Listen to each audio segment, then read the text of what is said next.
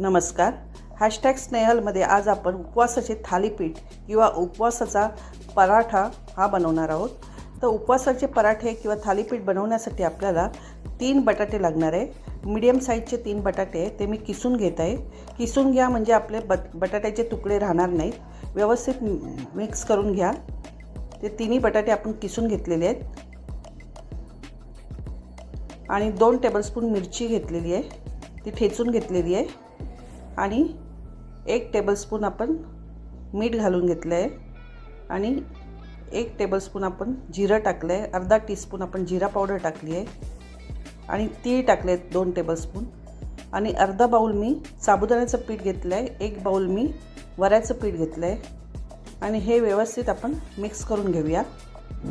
सर्व सारण आपण मिक्स करून घ्यायचं आहे.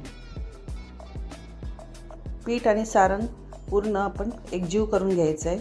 त्यात पाण्याचा एकही थेंब वापरायचा नाही आहे. आणि पिठाच्या गोळ्याप्रमाणे आपण त्याला मळून घेत आहोत. पाण्याचा थेंबही न वापरता आपण पूर्ण सारण आणि पीठ व्यवस्थित मिक्स करून घेतलेलं आहे. बघा याप्रमाणे.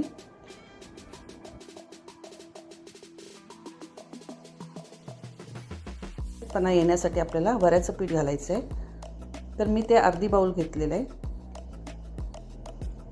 खुसखुशीतपणा येण्यासाठी आपण राजगिराचं पीठ वापरणार आहोत. ते मी अर्धी बाऊल घेतले आणि ते व्यवस्थित मळून घेत आहे.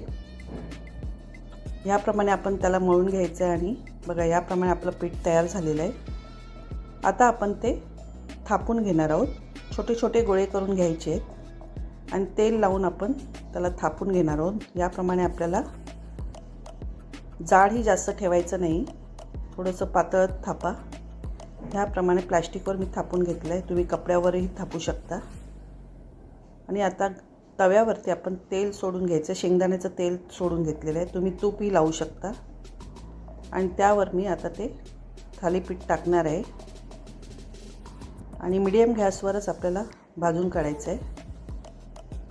1 मिनिटानंतर मी पलटवलं आहे आणि परत 1 मिनिट ह्या दुसऱ्या बाजूला ठेवून मी हे थालीपीठ तयार केलेलं आहे.